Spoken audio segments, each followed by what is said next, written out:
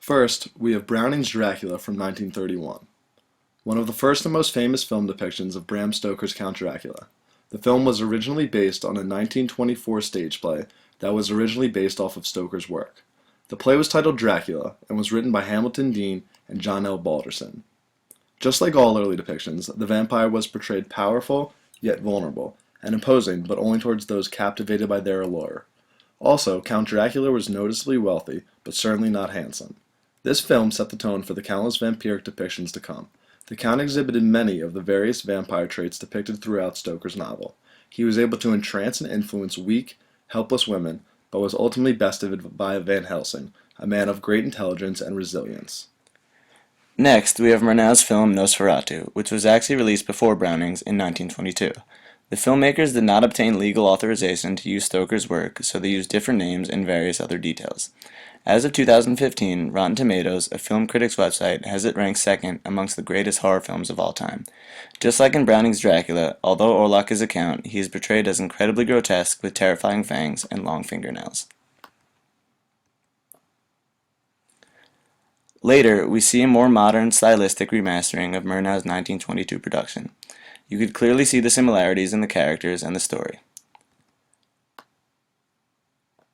Another interesting adaptation comes in the form of Shadow of a Vampire, which portrays a fictionalized retelling of the filming of the original classic. Murnau, portrayed by John Malkovich, is so hell-bent on the accuracy of his film and filming the truth that he enlists the real Count Orlok to play himself, deceiving his crew in the process. While he is filming the final scene of his film, not knowing there is no more film in the camera, he says, "Time will no longer be a dark spot in our lungs.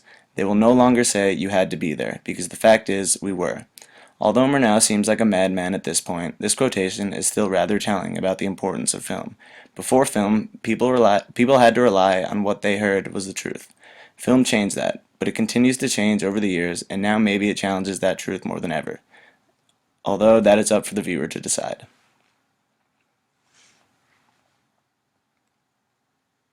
This is a more modern retelling of Bram Stoker's original novel. We can see the transformation in the appearance of the vampire in this film. Count Dracula becomes younger and more attractive, further romanticizing the narrative. This is a trend that we will see continued in films about vampires. Here, in Neil Jordan's interview with the vampire, we can see the largest contrast between the more gruesome vampiric nobility of the past and the much more attractive romanticized ones in this film.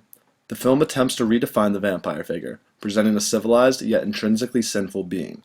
While Tom Cruise's Lestat is seemingly ruthless and similar to the vampires of the past, Brad Pitt's Louis is often self-deprecating and ashamed of the monster he has become.